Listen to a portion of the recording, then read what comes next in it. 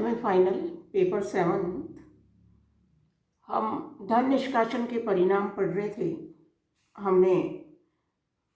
मैंने 5 परिणाम आपको बता दिया था कि हमारे यहाँ औद्योगिकरण में क्यों विलंब हुआ, क्योंकि संपत्ति की प्रत्यक्ष जो हानि थी वो हुई, और क्योंकि पूरी की पूरी जो संपत्ति थी वो हमारे यहाँ से इंग्लैंड चली जाती थी, और इंग्लैंड से वो संपत्ति ऋण के रूप में यहाँ पर आती थी, और उस ऋण पर भी हमें ब्याज देना पड़ता था।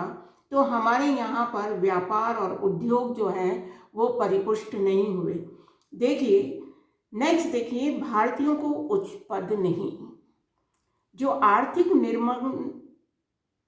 निर्गमता थी उसका नैतिक निर्गम भी विकसित हुआ। आर्थिक तो निष्कासन हो ही रहा था, आप एक तरह से ये नैतिक निर्गमन भी देखिए किस तरह से हुआ।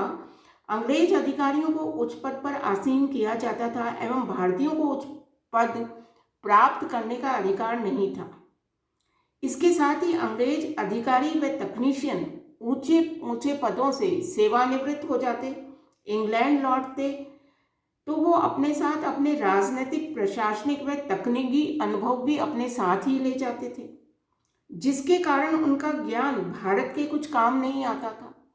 देखिए वो भारत के प्रशासन में काम कर रहे हैं, उनको तनख्वाह भारत के पैसे से मिल रही है, किंतु उनकी जो योग्यता है, उनका जो प्रशासनिक अनुभव है, चाहे सैनिक अनुभव है या अन्य कोई अनुभव है, उसका जो लाभ था वो भारतीयों को प्राप्त नहीं होता था, क्योंकि वो तो सेवानिवृत्त होकर इंग्लैंड चले जाएंगे, वहाँ कोई काम करेंगे, यहाँ से के पैसे से उनको पेंशन भी दी जाएगी। तो आप ये देखिए धन निष्कासन का एक हानि तो हो ही रही है कि हमारा धन भारत से बाहर जा रहा है, ये भी नैतिक हानि भी तो हो रही है कि हमारे यहाँ पर ना तो जब बड़े भारतीय लोग उच्च पद अधिकारी है ही नहीं, तो उनको ये जानकारी नहीं है कि प्रशासन में क्या क्या करना है। तो हमारे यहाँ से इस तरह से ये नैतिक निर्गमन भी हो रहा था। जो अपने साथ तकनीकी अनुभव भी वो अपने साथ ले जाते थे, इसलिए उनका ज्ञान भारत के कुछ काम नहीं आता था। दादा भाई नौरोजी ने एक जगह लिखा है कि असामान्य नियुक्तियों को आप बंद कर दीजिए, क्योंकि ये देश के लिए जीवन में मरण का प्रश्न है। आप केवल उस बुराई को हटा लीजिए तो भारत जो है वो सौभाग्यशाली हो जाएगा। मैंने आपको प्रारंभ में ही बताया था कि हर तरह से हमें नुकसान हो रहा था धन निष्कासन का, और ये एक ऐसी चीज़ थी जिसको आप बहुत ही माइन्यूटली देखें तो ही समझ में आता था, नहीं तो ऊपर से आपको ये समझ ही नहीं पा रहा था कॉमन मैन कि भारत को कितना बड़ी आर्थिक हानि हो रही है।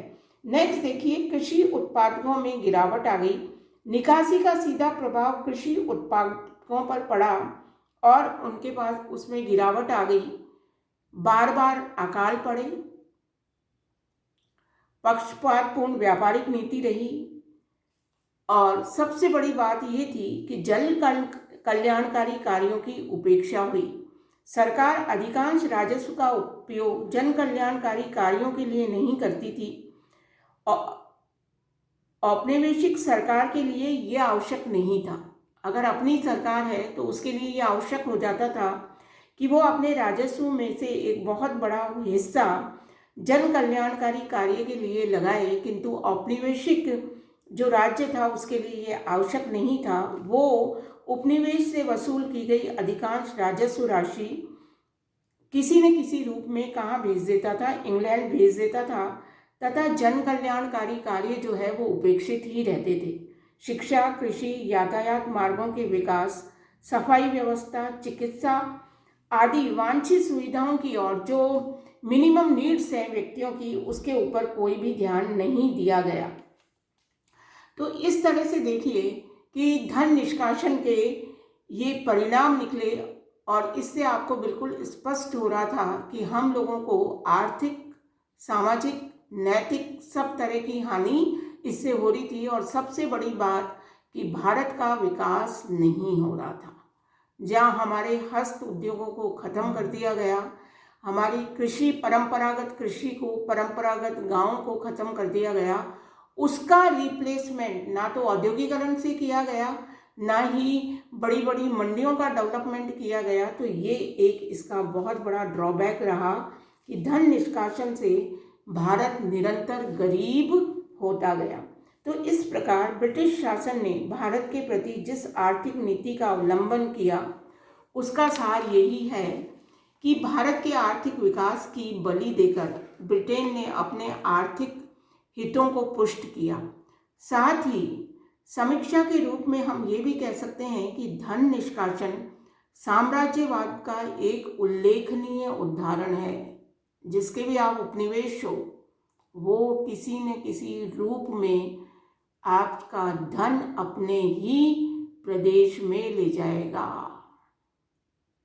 वो यहाँ पे खर्च नहीं करेगा। मैंने आपको कहा ना, मुगल साम्राज्य में प्रॉस्पेरिटी थी, अंग्रेजी साम्राज्य में हम क्यों निर्धन हो गए? उसकी वजह यही थी कि मुगलों ने भारत को ही अपना राज्य समझा और यहीं का डेवलपमेंट किया। ब्रिटिश शासन की इससे अधिक विस्फोटक एवं विनाशक नीति और क्या हो सकती थी कि इसने सोने की चिड़िया समझे जाने वाले भारत को एकदम दरिद्र बना दिया। आत्मनिर्भर भारत जो था, है ना, जिसके ग्राम जो थे वो आत्मनिर्भर थे, वो विदेशियों का कर्जदार एवं परावलंबी हो गया। धन धान्य से पूर्ण भारत गरीबी व बेकारी का केंद्र बन गया।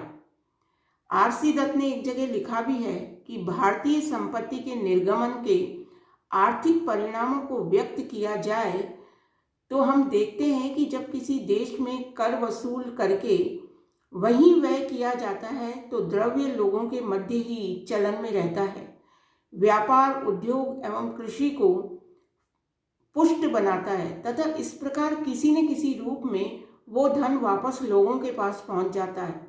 किंतु जब किसी देश में वसूल की गई आय की बहुत बड़ी रकम किसी दूसरे देश को भेज दी जाती है तो वह रकम उस देश के लिए सदा के लिए खत्म हो जाती है। वह उस देश के ना तो व्यापार को बढ़ाती है, ना कृषि को बढ़ाती है, ना उद्योगों को बढ़ाती है और ना ही लोगों के पास पहुंचती है। तो इस प्रकार हम देखते हैं कि धन निष्कासन जो था वो भारत के लिए अत्यधिक हानिकारक रहा।